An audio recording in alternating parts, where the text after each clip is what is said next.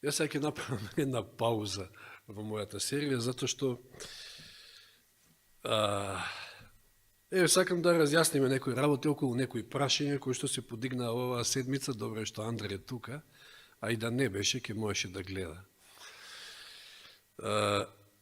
Имено беше поставено прашање и сега нема да одговориме само на ова прашање. Тука ќе бидат офатени многу еден куп прашања, верувам, кои што се во тој правец. Дали е грев да се јаде пченица од погреб затоа што попот и пеел? Така беше прашањето. Вака ќе почнеме. Што е грев? Не, што е грев библиски? Што вели Библијата? Беззаконие, кршење на законот. 1 Јованово 4:3, значи тоа треба да го знаеме. Секој кој врши грев, врши беззаконие, грев од беззаконие или кршење, прекршување на Божиот закон. Сега, дали воопшто, значи внимавајте што поставам прашање, тргнете во попот настрана сега за сега. Дали јадењето на пченица спаѓа во е морално прашање воопшто? Не. Добро. А ако попот ја пеел? Значи, зошто не е морално прашање? Затоа што, меѓу другото, пченицата е не само што е здрава, значи тоа е нешто што Господ го дал уште при создавањето, значи тоа е таа првобитна исхрана, житариците. Но сега што се случува во ред? Да не дискутираме сега, ќе одиме полека. Што се случува ако попот ја пее?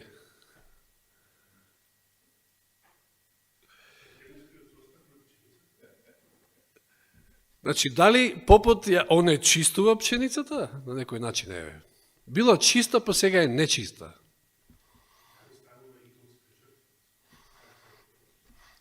Римјаните 14:14, сега ќе разгледаме некои моменти во Библијата кои што се бават, всушност се занимаваат со едно те исто, со идолските жртви точно.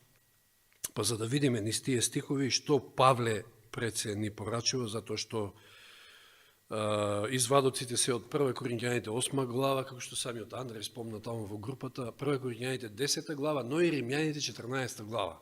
Цела глава се бави со тоа. Значи, во сите случаи е Павле. Во прашање Римјаните 14:14, внимајте што вели за идолските жртви. Знаете зашто станува збор целата дискусија во Коринќаните и 8 и 10, а и Римјаните 14 глава се однесува на дали можело да се јаде месо од оние жртви кои што биле пренесувани претходно на идолите. Знам, вели, во Римјаните 14:14 Павле, и уверен сум во Господа Исуса дека ништо не е нечисто само по себе, значи сега во контекст на тоа зборуваме, иако ова многу други верски заедници си го толкуваат поинаку дека ете Господ очистил се, дека се е чисто, дека можеме да јадеме се. Не, контекстот се тие идолски жртви.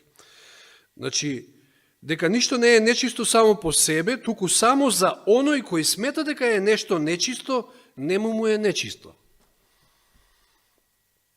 Значи, во врска со вакви прашања, да, некој може би е, како што самиот Павле ќе спомне, послаб во верата, тие ги нарекува послаби во верата, па може да му е непријатно, значи он нема да јаде од таквата пченица, значи ја како што те разбрав, станува збор за пченица која што ти си ја однел дома, па сега дали да ја јадеш или да не ја јадеш. Да. Не може попот со кадењето на таа пченица да ја онечисти.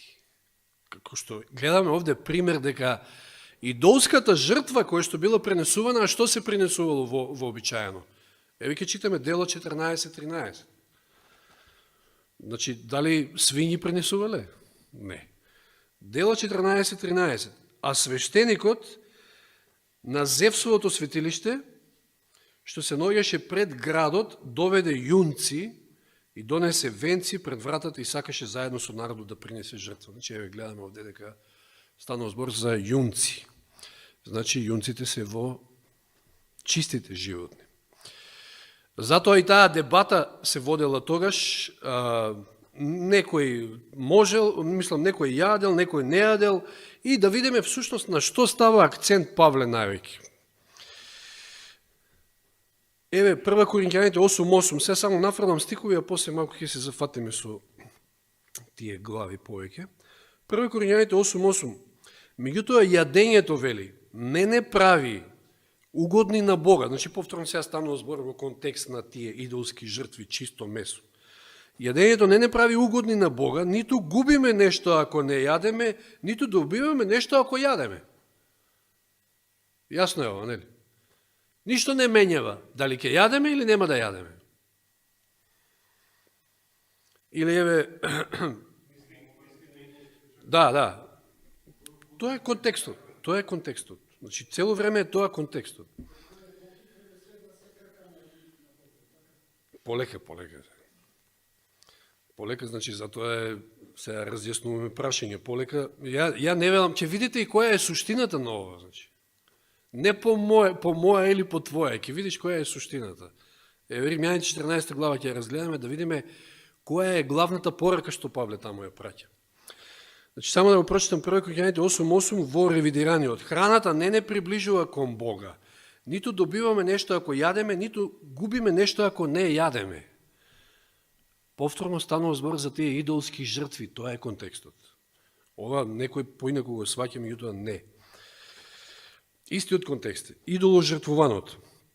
Сега, да видиме Римјаните 14 глава. Ја веднаш ќе ви кажам зашто станува збор, за да ако ќе ги читаме стиковите биде малку појасно. За ова сум зборувал многу оддамна беше. Значи. Римјаните 14 глава. Овде имате препирки, расправи околу различни мислења. Едни викале може да се јаде, другите не сакале да јадат, па се воздржувале, па јаделе само зеленчук, вели тамо. Имало обратеници од паганизмот, значи христи кои што се обратиле станале христијани. За нив било значи воопшто не сакале да слушнат веќе за идоли, а нити па да се пипаат, допираат до идоложртвувано. Меѓутоа од другата страна, меѓутоа од другата страна, оние од јудаизмот кои што се обратиле во христијанството, они имале поголема слобода, знаеле дека идолите се ништо и така натаму, кој што вели Павле во Коринќаните 8 глава, и тие имале поголема слобода и тие си јаделе. И сега овие првите ги напаѓале овие вторите зашто јадат. А имаме и друга ситуација кај што овие од јудаизам кои што се обратиле, тамо 6 стих некаде беше или 5, се уште си ги држеле оние годишни саботи, па како што вели тамо разликувале ден од ден. А овие паганите кои што станали христијани, они воопшто не воделе сметка за тоа и не разликувале ден од ден. И што сега кажува Павле, што е клучното овде? Слушайте како почнува главата и веднаш од тука ќе стане многу работи јасни. Примајте го слабиот во верата не со преприки за мислењата. Значи веднаш вели не се расправајте. Еден верува дека смее да јаде се, сега под ова под се, пак контекстот е идолските жртви. Римјаните 14 глава, први стих. Целата глава е всушност за тоа. Че еден верува дека смее да јаде се, а кој е слаб, јаде само зеленчук. Че некои тие послабите, значи паганите, кои што станале христијани, едноставно така ги учела совеста. И не сакајки да се пипат, не знаеле сега дали е тоа, може би жртвувано, дали не е, подобро ќе јадеме зеленчук само. Кој јаде, нека него презира оној што не јаде, а оној кој не јаде, нека него осудува оној што јаде, зашто Бог го примил. Сега, каде го гледаме акцентот овде? На што насочува вниманието Павле? Зашто вели не се расправете за вакви прашања? Да, односот е битен, тие прашања не се морални прашања, не станува збор за кршење на моралниот закон. Затоа не се расправајте. Ако некој јаде, нека јаде. Ако некој не јаде, нека не јаде. Така, нека му биде по совест. Да.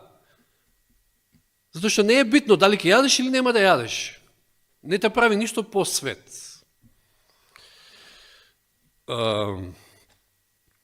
Кој си ти, вика, за да му судиш на туѓ слуга? Значи, не се осудувате за тоа. Тој стои или паѓа пред својот господар и ќе стои зашто Господ е силен да го постави да стои.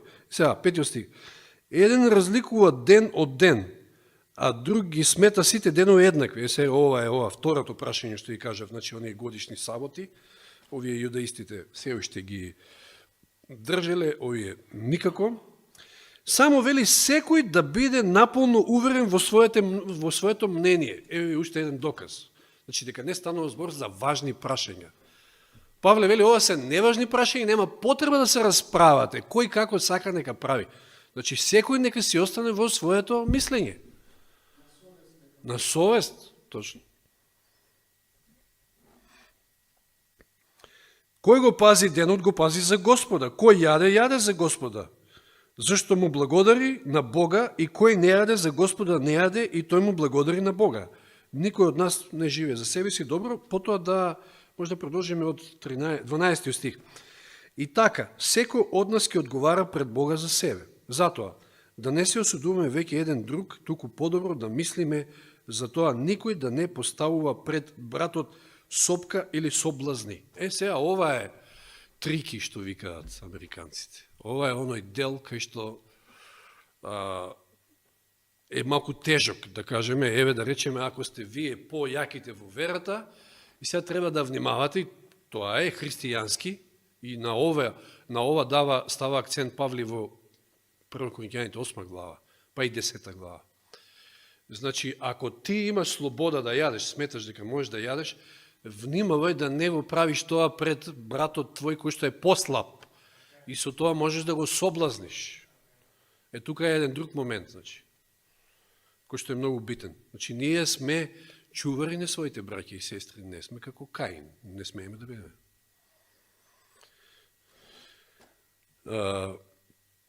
Знам и уверен сум во Господа Исуса дека ништо не е нечисто само по себе. Сега, пак ова е во контекстот на идолските жртви, а овие други си го земаат за тоа дека ете Господ очистил се. Не е точно. Значи овде Павле не зборува нити за сабота, демек сега некој разликува ден од ден, некој разликува сабота, не зборува за сабота. Нити зборува за нечиста храна, дека е очистена. Тоа се веќе морални прашања.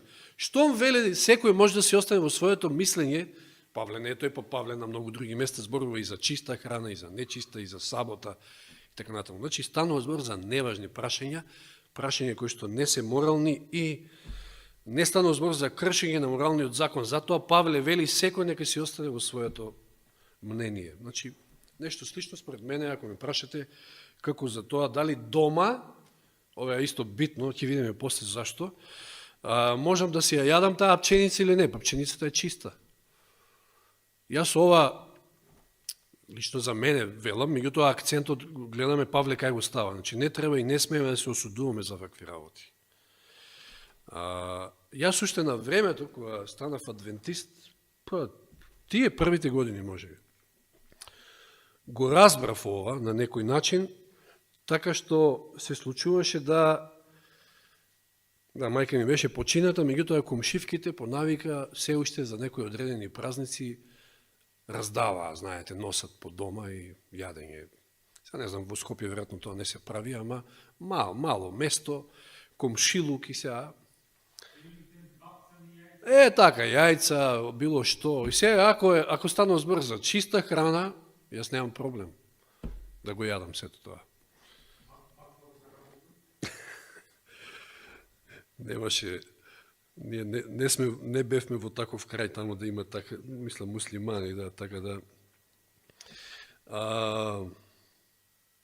Значи, знам и уверен сум во Господ Исуса дека ништо не е нечисто само по себе, туку само за оној кој смета дека нешто е нечисто. Нему му е нечисто. Значи, тој смета дека е нечисто, окей. Не дека е нечисто пченицата, рековме си е чиста, но нити пак попот може да ја онечисти. Како што самата жртва пренесена, значи јагнето, јунецот пренесен на идоли, потоа нели однесен во месарница, како што вели во 10 глава 1 Коринќаните, не го прави онечистено тоа месо, па сега е нечисто за јадење. Не.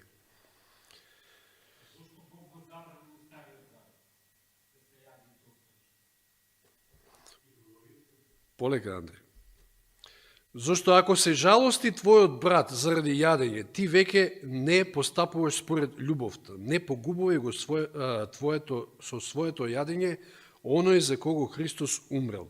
Значи, исто акцентот е ставен на ова, да внимаваме да не го соблазниме другиот. И така не дозволувате да се хули на вашето добро. Зашто Божето царство не се состои во јадење и пиење, туку во правда и мир и радост во Светиот Дух. Имено кој со ова му служи на Христа, угоден му е на Бога и мил име на луѓето.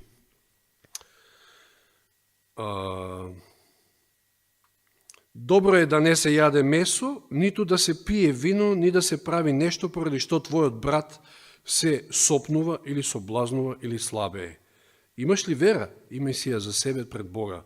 Блажен е оној кој не се осудува себе си за она што го смета за добро. Значи не оди против својата совест. А кој се сомнева кога јаде, се осудува.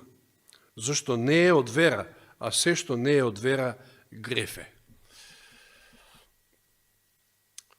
Значи, Павле акцентот по вакви прашања го става на тоа да нема осудување. Сега ако читаме во 1 Коринќаните и да се внимава да не се соблазни братот или сестрата, ќе го поминеме и овој дел, па тука имаме исто еден клучен момент, односно ајде во 8 глава првин, сличен речник, од 8 глава од 9 до 13, ке читам, да не читаме се, значи овде, но внимавајте оваа ваша слобода, значи слободата да јадете од тие, од идоложртвуваното, да не им стане сопка на слабите. Ова е 1 Коринјаните 8, 9. Зашто ако некој те види тебе, кој имаш знаење, а претходно кажува дека идолите се ништо, со тоа знаење, идолите се ништо, не постојат, тоа се лажни богови.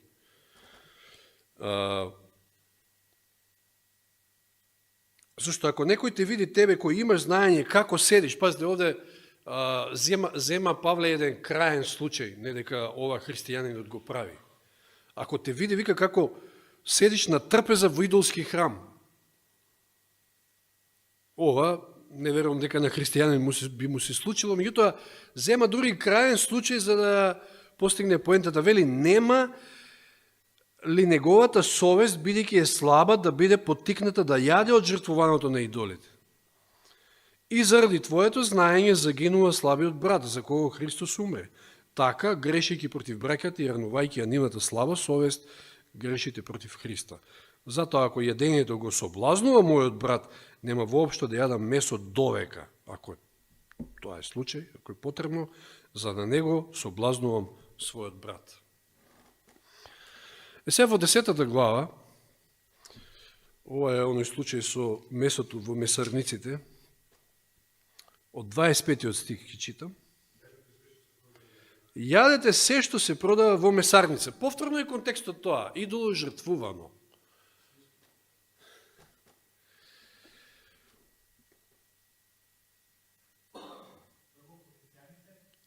Десета глава, 25 стих. Јадете се што се продава во месарница, не испитувајќи ништо заради совест. Зашто Господова е земјата и се што ја исполнува.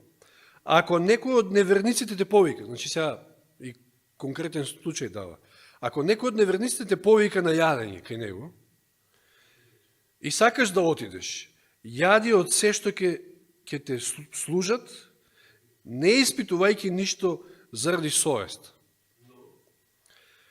Ако некој ти рече ова било пренесувано на жртва, сега ако да, не јади заради оној кој те известил и заради совеста. Сега, може би, ќе го соблазниш него ако јадеш. Штом такво нешто ти е изнесено веќе, знаеш. Но не мислам, вика, на твојата совест, значи сега појаснува туку на неговата совест, на оној другиот, А зашто мојата слобода да биде судена од туѓа совест? Ако учествувам со благодарност, зошто да ме хулат за оно што благодарам? Според тоа, јадете ли, пиете ли, и ако правите нешто друго, правете се на Божја слава. Не бидете им соблазан на јудејците, ни на грците, ни на Божјата црква.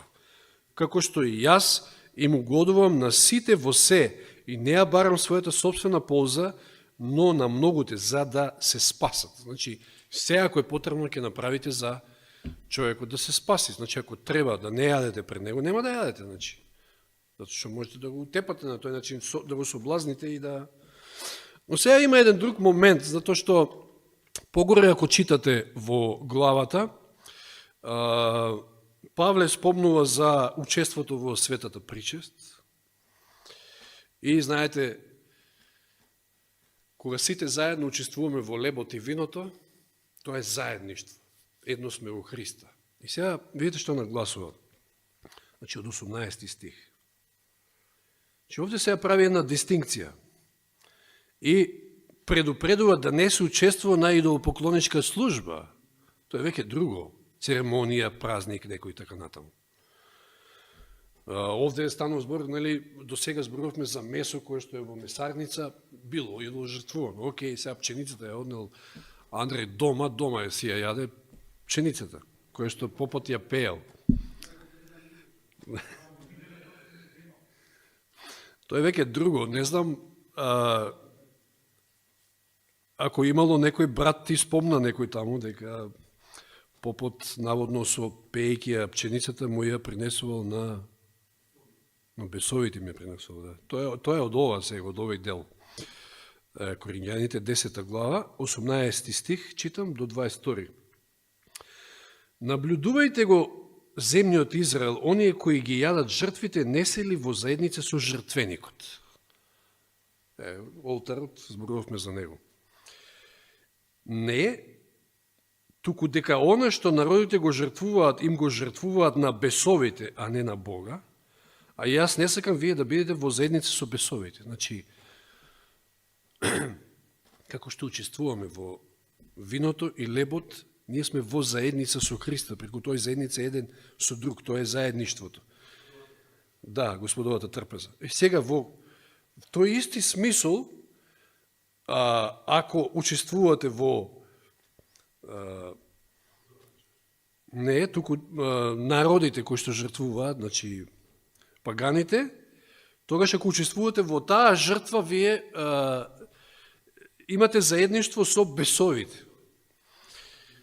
Да, не можете да ја пиете Господовата чаша и бесовската чаша, вели? Не. Молим? Да, во ред.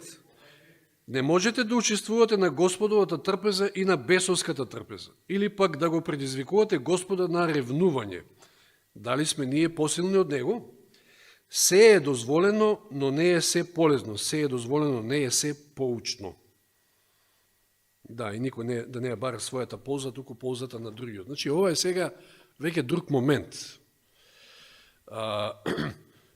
И нормално е, мислам, ние барем како христијани, на нас ние лесно да сватиме дека не можем сега јас да идам и да учествувам во принесување на жртви таму, кај некои идолопоклоници. Мада, нели, денеска е сосема друга ситуација, молам? Да. Или нешто слично. И во тој контекст еве ќе го сватим и оној момент со Седрак, Мисак, Авденаго и Даниел. Зошто не сакале да јадат од трпезата? Точно дека еден момент било затоа што имало нечиста храна тука колку сакаш, имало вино, алкохолни пијалоци. Меѓутоа има еден друг момент. Значи првин во Пророци и цареви видите што вели цитатот. Меѓутоа вели дел од храната на царевата трпеза била жртвувана на идоли. И затоа ја сметале за идолопоклоничка. Оној кој би зел таква храна им оддавал почит на вавилонските богови. Верноста кон Бога им забранувала на Даниела и на неговите другари така да постапуваат.